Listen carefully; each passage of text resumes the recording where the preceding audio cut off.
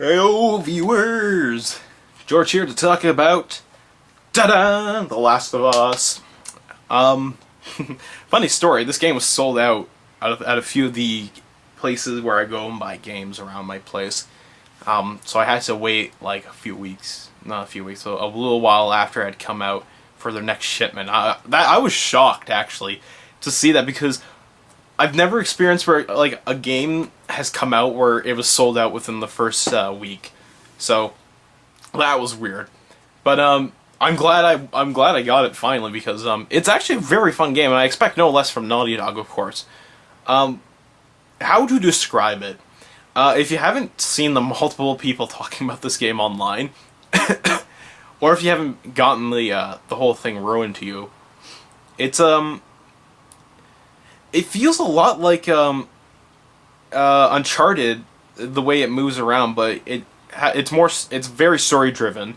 Uncharted wasn't too story driven, well, from what little I've played of it, sadly, but playing it feels very story driven. I mean, right from the start, it just takes you on this little ride, essentially, that you go along, and eventually it gets into more of the traditional gameplays you've expected. So if you, like I said, if you played Uncharted before, you sort of know what the gameplay's how the game's gonna feel. Very, you know, moving around within a 3D environment. Sorry, 3D environment, shooting at various enemies and whatnot. Though this and this time around, you're stuck with a companion majority of the time. That being, of course, this little girl that apparently looks like Ellen Page a little bit, and she sort of does, but she's not Ellen Page. That's a different game that's coming out, I'm excited for.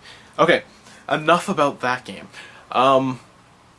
So, fundamentally, the game, it's fun, it works, though I have hit a few little roadblocks, essentially, where I just get caught in this little bit where it's just, you know, I don't want to. I've gone through it and died a few times. Fuck. So there are a couple times where that's going to happen. If you've ever experienced that in a game, you know what it's like, where it's just, you hit this little hiccup, essentially, and you're like, I'll fuck it. Who cares? So, that happens a few times, but beyond that, the game's very smooth sailing, more or less. And it's a really enjoyable experience, because the story is just really fun to go along with. You've probably heard it multiple times. I don't have to, you know, hammer that down too much, I hope.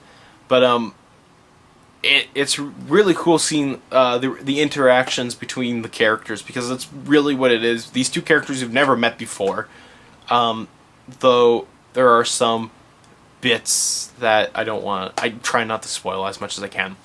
But there are little bits here and there where it's like you feel I can't explain it, but the character Joel, you really get to see how he reacts, and it's really interesting to see his interaction with the girl whose name actually escapes me, unfortunately.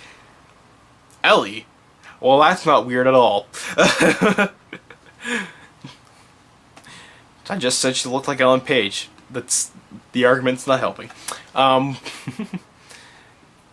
Other things I need to mention. There is a multiplayer. Of course there's a multiplayer in a Naughty Dog game. I haven't actually tried it, but from what I've seen, it's a lot like most of the multiplayer that you've seen in Uncharted, but it's because it's the two sides against each other sort of thing. So you sort of know what you're getting yourself into a little bit there. There was something I was going to mention. My God, what was it? It was an important point. I hate when this happens. It'll come to me probably. Yes, I just remembered what it was. There's a lot of sneaking around in this game. Wow, it's actually a lot more like Uncharted than I just realized.